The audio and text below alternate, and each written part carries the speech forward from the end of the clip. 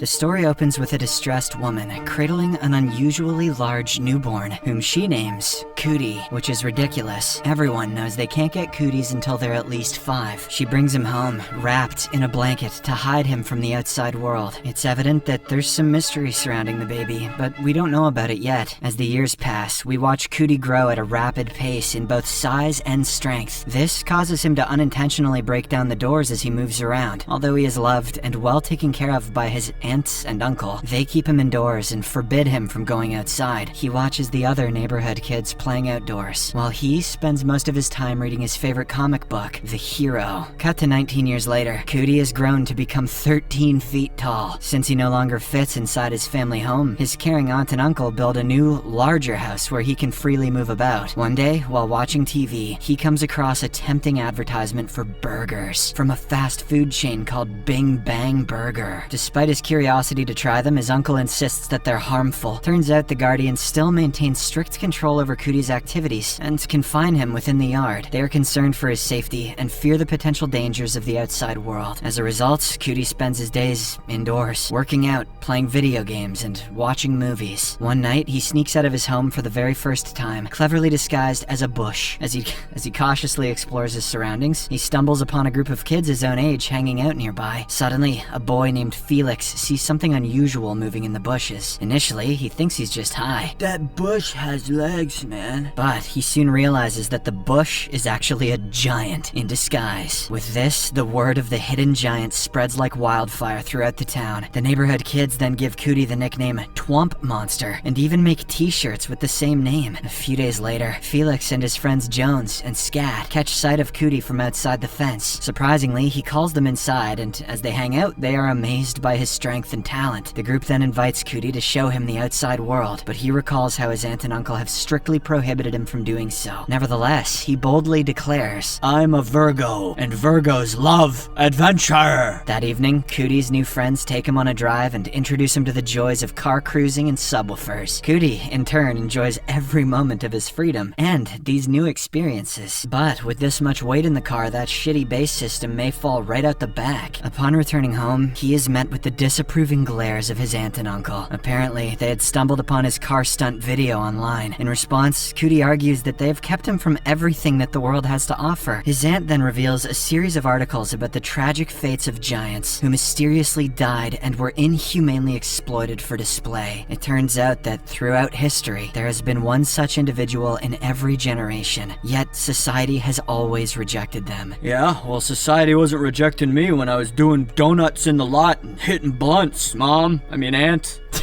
Following this, Cootie joins his new friends to grab a Bing Bang Burger. While there, he notices a girl named Flora working with incredible speed. After handing out his order, she surprisingly reveals her own Twomp Monster t-shirt, showing her support. Cootie then excitedly takes a bite of the burger and discovers that it actually tastes awful. Afterward, the group heads to a club where Felix introduces Cootie to a new girl. He tries his best to talk to her, but she ends up rejecting him. As they leave, he accidentally bumps into a man, causing a fight to break out. The man and his friends then cling onto Cootie and beat him up, but he remains unfazed. They're lucky he's a friendly giant, or he probably could have punched one of their dicks straight into their pelvis. Before long, news of this brawl spreads across the media. The hero, the real-life superhero from Cootie's favorite comic book, monitors the news closely and instructs his AI to evaluate the potential threat posed by the Twomp Monster. Meanwhile, Cootie's aunt and uncle also tune into the news coverage and prepare themselves for whatever may come. The uncle then taps on the wall in a rhythmic pattern, revealing a secret shelf with an enormous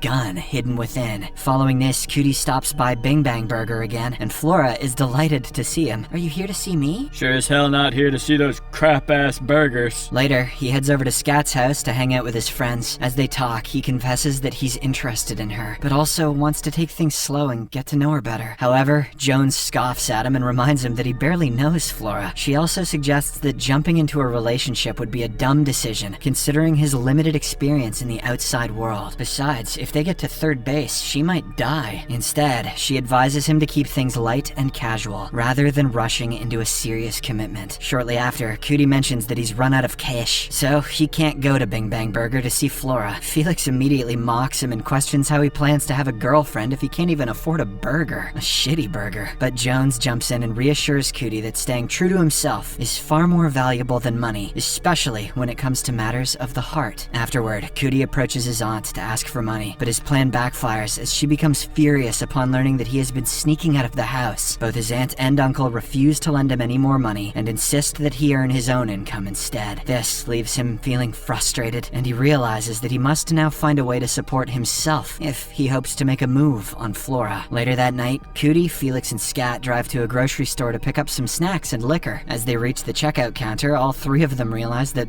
they're short on cash. Just then, Sam Spiegel, a sports and talent agent, approaches them and kindly offers to cover their bill. He then presents Cootie with an enticing offer to partner with him for a career in professional sports. The following day, Flora spots Cootie standing in line to order at Bing Bang. The two subtly flirt with each other as they exchange glances and talk. Later, while hanging out with his friends, Cootie's phone unexpectedly rings. It's Sam Spiegel on the line, and he asks him to switch to the sports channel. There, they discover the shocking news that the Twomp monster has been banned from all professional sports. With this issue, Sam advises him to consider alternative sources for income. He then suggests modeling at a local mall and secures him a deal with a proper clothing brand. Cootie then takes advantage of his remarkable height to confidently pose as a living statue and draws the attention of several passerby. Later, Cootie returns to Bing Bang Burger, where to his surprise, Flora approaches him first. She quickly gives him her phone number and asks him to call her at his convenience. She also offers to get him some burgers if he wants and assures him that he doesn't need to wait in line. Oh, those perks. Meanwhile, his aunt and uncle head to a local bar to drink. Their conversation eventually turns to Cootie, and Uncle advises his wife not to reveal too much information yet. The full context of their conversation remains unclear, but Aunt hopes that Cootie is prepared for whatever lies ahead. As the camera pans around, it reveals that she is carrying a mysterious device in her purse. Elsewhere, Cootie and Flora are enjoying a date at a restaurant where suddenly his attention is drawn to the sky. There, he spots the hero zooming around the city with the help of a drone attached to his suit. Meanwhile, Jones, as a young activist, is seen trying to help people facing eviction. As the scene unfolds, it becomes apparent that these people are struggling financially and being forcibly removed from their homes. The situation escalates as the police start to brutally attack those who resist eviction. Witnessing the chaos, the hero intervenes, but he actually prevents Jones from offering help to those in need. Turns out, he's not a good person after all. He then mockingly waves at her after blocking her efforts. This causes the poor girl to scream at him in frustration from the ground below. Elsewhere, Cootie passionately expresses his admiration for the hero. He highlights the superhero's commitment to justice, a cause that he wholeheartedly supports. As they talk, Flora notices that Cootie seems unfamiliar with the experience of dining out. She then decides to introduce him to the joys of dining at a restaurant. She takes him to a buffet, where she excitedly describes the array of foods available. Cootie also listens attentively as she opens up about her own passion for cooking. Afterward, their conversation shifts towards Flora herself, particularly her mysterious ability to move faster than others. We then dive into a flashback and see her as a toddler, displaying mysterious speed even at such a young age. The doctors claim that her rapid movements are convulsions, but her mother believes that it's something else entirely. From Flora's perspective, however, she experiences time differently, moving at a normal pace while everything around her appears to slow down. As a result, Flora often felt frustrated and misunderstood as a toddler. We see moments when she would cry because her parents were frozen in time and unable to comfort her. It is then revealed that she learned how to communicate through writing even before she could speak fluently. In the flashback, we see post-it notes scattered across the walls, likely written by Flora to talk to her parents. Over time, she learned to adjust her hearing and speech and slowed them down to match the pace of those around her. The next day, Cootie excitedly tells Felix that he has another date planned with Flora for that evening. Felix, in his usual fashion, hypes him up and explains that the second date typically leads to hookups. However, Cootie notices a sudden itchy rash breaking out on his body that he needs to take care of before the evening. At home, he searches for a remedy online and starts applying raw garlic paste to soothe the rash. Cootie then sprays his uncle's cologne to mask the nasty odor of the garlic before his date with Flora. In the next scene, Felix offers Cootie a ride to his date and gives him a brief pep talk to boost his confidence. confidence. Later, during their date, Cootie asks Flora about her mysterious ability of speed once more. In response, she shares that every single moment, she is consciously slowing herself down. She explains that she changes her movements and speech to match the pace of those around her. You already said that, says Cootie. After spending a wonderful time together, Cootie and Flora share a sweet kiss. She then reveals how she has calculated and documented all the possible choices and outcomes for the moment they shared. Red flag. Flora shares that, according to her calculations,